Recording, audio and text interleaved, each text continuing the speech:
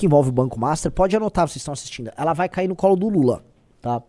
Vai ser meio ciclo, ela começa com o Flávio, ela vai bater no Lula e ela volta pro Flávio com outros temas, tá? Mas, vocês verão logo mais cair no colo do Lula, porque haverá a questão Bahia, haverá a questão Rui Costa e haverá a questão Jacques Wagner, mas ela avança, ela começa avançando através de Flávio, tá? O que a gente teve que já caiu no colo do Lula foi isso aqui. A gente vai Essa é a primeira, mas vamos começar com a Zambeleta, né? Parte ainda Flávio.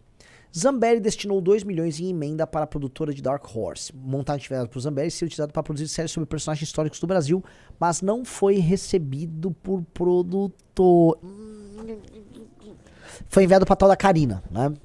Vamos lá, vamos ler a matéria. Isso aqui, ó. A ex-deputada federal Carla Zambelli enviou emenda de 2 milhões para a Academia Nacional de Cultura, a ANC. A entidade é presidida por Karina Ferreira da Gama, produtora do filme biográfico Dark Horse sobre Jair Bolsonaro. A verba que seria utilizada para financiar uma série conservadora foi alvo de auditoria do TCU.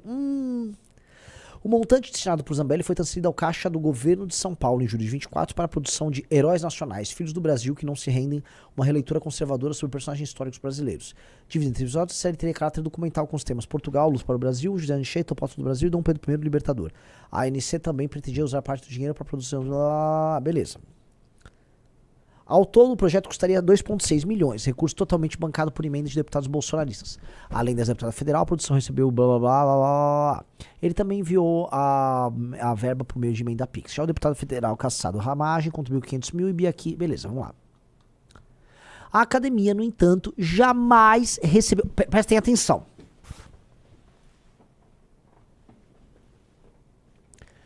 Temos um caso. Não é aqui sobre Dark Horse.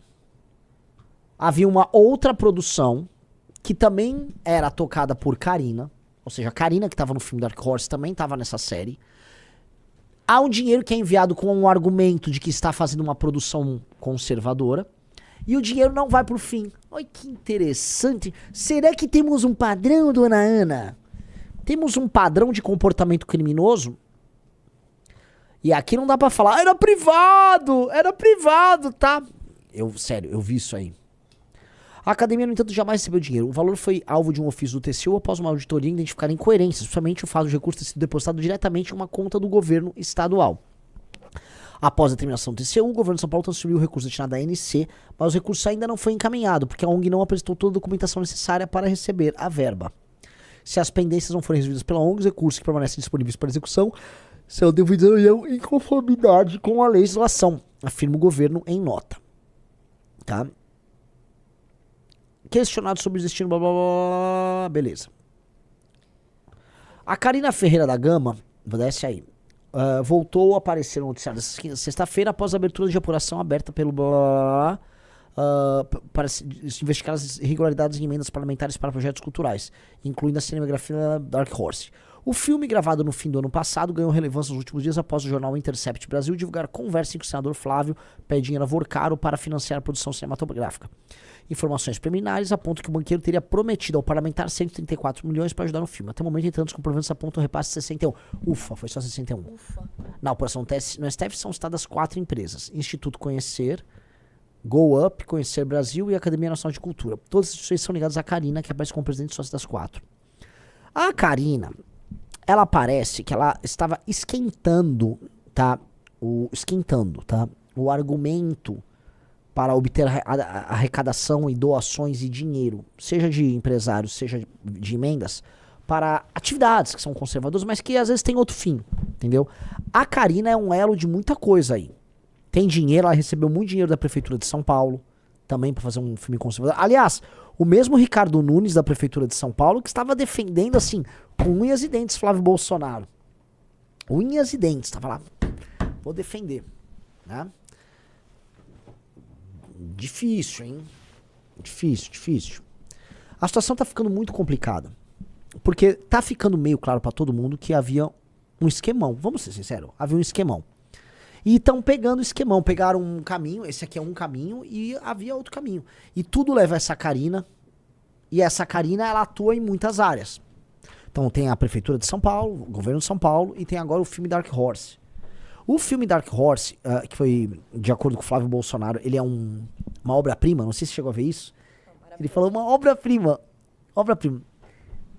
Ele conta com uma produção americana, mas aqui no Brasil ele tinha que ter uma produção brasileira também. O que eu fiquei sabendo também, você sabia que o filme não pode ser exibido no Brasil, em cinemas, etc., pelo fato de não ter sido produzido aqui? Ele não cumpriu nenhum requisito sobre produção local. Caramba. É. O filme, ele não obteve, assim, o filme não trabalhou como uma produção natural. Até por isso ninguém sério doou pra esse filme. Por isso que ele veio com isso, o Vorcaro doou pra... Isso não é um projeto cinematográfico normal. Entendeu? Então... Vamos lá, vamos ler aqui, ó. Eduardo diz que filme sobre Jair Bolsonaro financiado por Vorcaro foi barato. Desce. O ex-deputado Eduardo Bolsonaro afirmou que Dark Horse blá, blá, blá, é barata para os padrões de Hollywood. Em entrevista ao inflador de direita Paulo Figueiredo, justificou 134 milhões previstos no orçamento da produção. É um filme que, para quem não conhece, vai pensar que é super caro. Não. Para os padrões de Hollywood, não. E ainda assim, o que eu sei é que não conseguiu se captar tudo aquilo que o projeto inicialmente previu. O Paulo Figueiredo é um bom amigo. Né? Tenham amigos como o Paulo Figueiredo. Ele te defende, assim, realmente nos piores momentos. É um sujeito impressionante, né? Tá difícil, Paulo. Não vai dar pra defender muito essa, né? Primeiro que boa parte do filme foi gravado no Brasil. Segundo que o filme, por mais que tenham durado a pílula, o filme foi feito pra audiência brasileira. É pegar um branding americano pra vender pra brasileiro. Terceiro, que vamos colocar aqui, o Jim Caviezel é uma figura C no cinema americano, tá? E vocês não vão se comparar com superproduções americanas de mais de 100 milhões, né, de reais. Vamos traduzir aí. Isso dá tranquilamente mais de 20, 25 milhões de dólares, entendeu? Se eu for pegar alguns filmes premiados recentemente no Oscar, eles tiveram um orçamento menor do que isso. E eles eram produções sérias. O filme Dark Horse não é sério. Assim como o Jim Caviezel é um ator C. Assim como o produtor e o diretor do filme são caras série C, série D. Vamos ser sinceros. É que o público no Brasil, o público bolsonarista, engole qualquer coisa. Estão dando uma galera série C, série D ali, é Hollywood. Não é Hollywood, não tem Hollywood nisso aí. Não tem Hollywood. Porque o termo Hollywood é usado da maneira solta como eles usam, porque aí você engambela a galera. Tipo, não, isso aqui tá sendo produzido, é uma das... Quando se lê-se Hollywood, lê-se filmes com grande impacto comercial feitos pelos grandes estúdios americanos. Que em geral, nem sempre, ficam lá na Califórnia, em Hollywood. Capite, galera? Vocês entenderam isso? Quando fala-se Hollywood, é isso. Existe, por exemplo, o circuito alternativo de cinema dos Estados Unidos. Tem o famoso festival de Sundance, que é um festival só de cinema alternativo. Que não é Hollywood. Deixa eu explicar pra vocês. O Jim Caviezel, esse diretor, eles não são de Hollywood. Eles também não fazem filmes que vão parar em Sundance. Eles são série C. Eles faziam assim, um pastor de uma igreja pediu pra fazer um vídeo ali, um conservador ligado a um deputado, sei lá, no Alabama, quer fazer um documentário. Aí eles contratam esses caras. É isso. Não confundam as coisas. Porque senão vocês vão cair em papo, contratamos o diretor de Hollywood, entendi, vai sair sei lá, o Avengers Endgame do Bolsonaro. Não é. O Bolsonaro tá fazendo um filme C, de orçamento enxuto, porque o filme é um filme C, e filme C tem orçamento enxuto. E o dinheiro não foi pro filme. É isso. O dinheiro não foi pro filme. Se eles estiverem tão preocupados com isso, abram as contas do filme. Gastamos tanto na produção, tanto nisso, tá. Onde tá esse dinheiro? O filme é um filme de baixa qualidade. Eu mostrei aqui, a Ana pode levantar aqui, imagens do filme. O filme é um filme de quinta categoria. Filme feio, mal feito, mal filmado, com um roteiro que era em português, foi traduzido para o inglês. Porco. E eu sei que o fã, né, mais radical do bolsonarismo vai falar, não, o filme é muito bom. Não é, cara. Não era. Aquela cena da facada, eu tô tentando achar aqui pra gente. Aquela é a pior. O Cold da Missão falou, Som da Liberdade custou menos de 80 milhões de reais. Pois é, o Sounds of Freedom, o filme Som da Liberdade, que virou um filme... É um filme fraco, mas virou um filme cult da galera de direita, com o Jim Caviezel, e custou quase metade. Não. E foi uma produção voltada pro mundo todo. Então, eu peço com carinho pra vocês, não caiam nessa conversa mole. Vamos lá, olha essas cenas, vamos lá.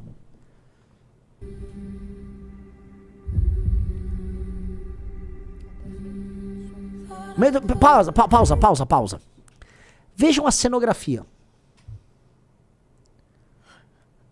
Vejam as cores e a cenografia. O que eu quero dizer...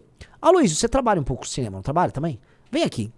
Vem analisar cenografia, interpretação e vem me dizer se isso é uma produção assim, de centenas de milhões. Não, é só você ver a diferença dá um play da desde o qualidade da começo. tua câmera pra qualidade desse Não, a filmagem porca. Vamos lá. Pix. Vamos lá, dá o play. Olha essa cenografia que vem aí, quer ver, ó?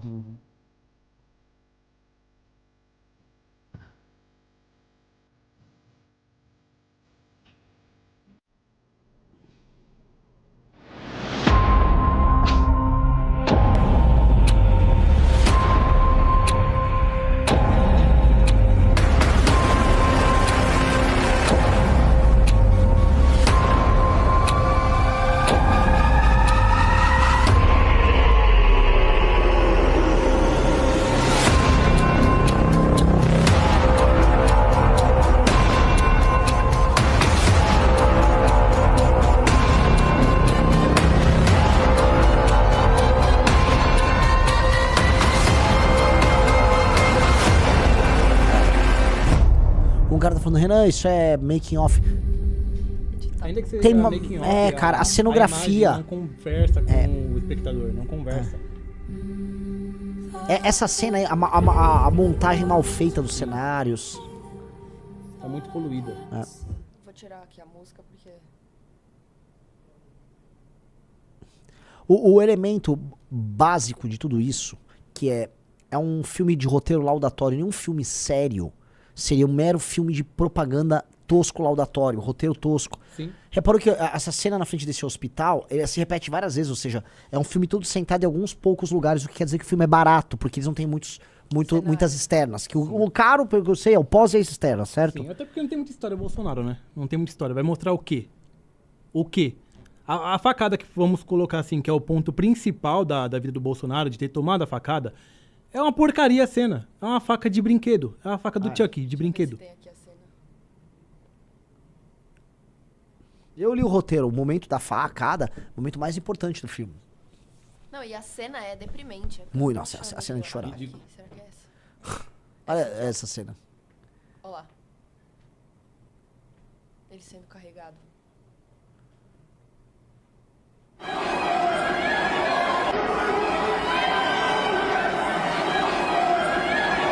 É o Mário Frias gritando ali?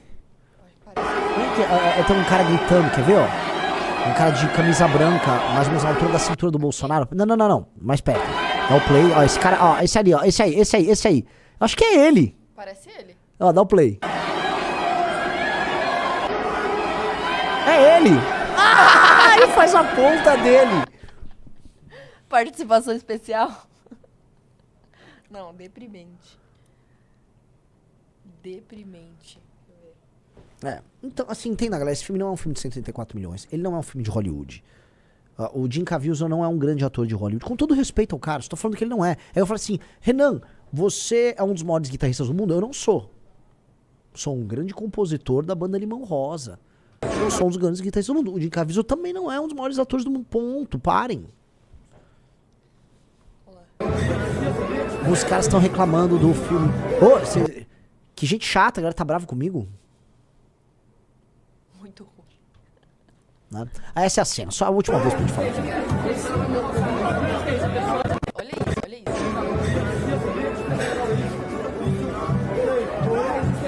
Não tinha nada na mão do cara. É.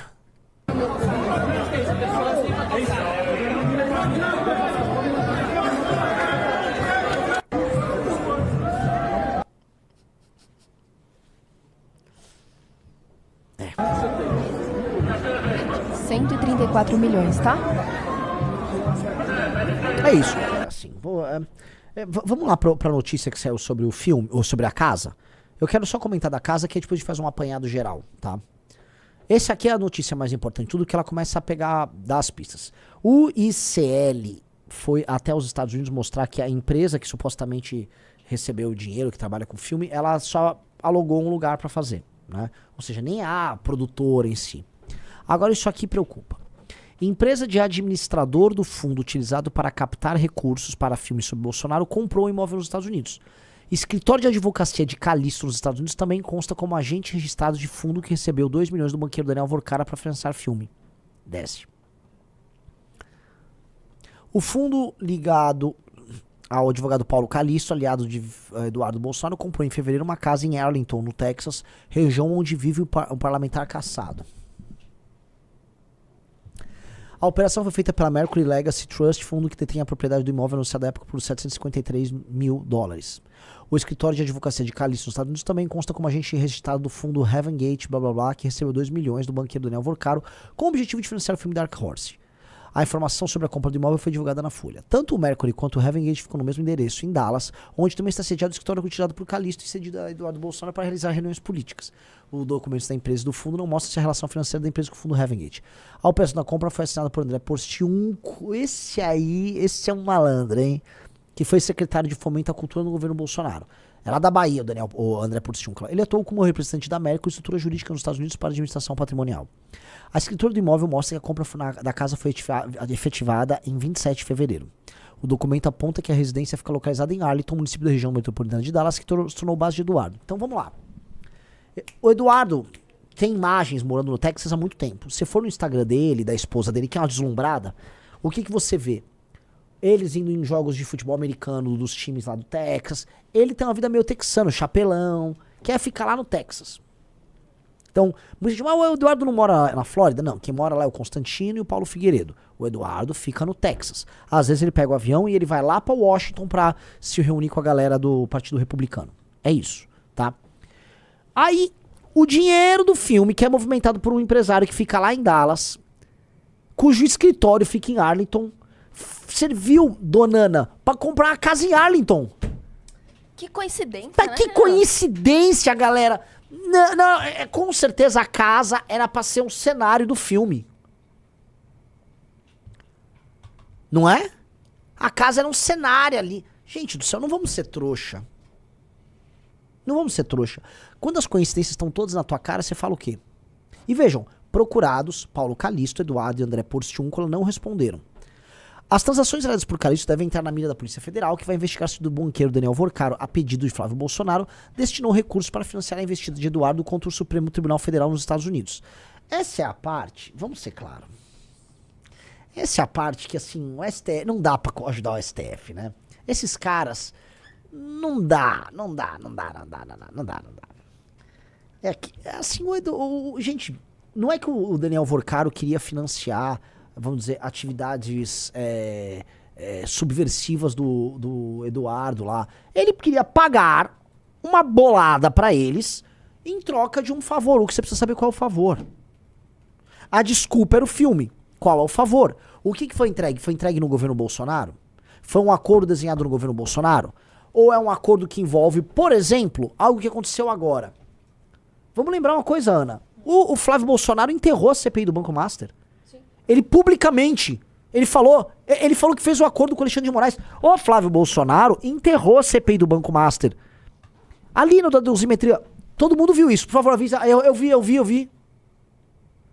Pelo amor de Deus, eu não quero falar que eu tô louco. Mas assim, coisas feitas durante o governo Bolsonaro e coisas feitas agora justificam uma parceria profunda, mas deve ter mais coisa. Havia supostamente um contrato, tá?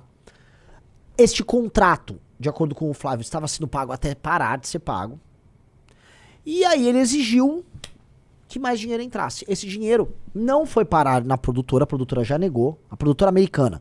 E uma parte dele já foi parar lá nos cofres de um cara, Paulo Calixto, que comprou a casa no bairro que mora o Eduardo Bolsonaro. Só resta saber se ele mora nessa casa. Esse foi só um dos trechos. Se inscreve e deixa o like porque ainda vem muita discussão forte por aqui.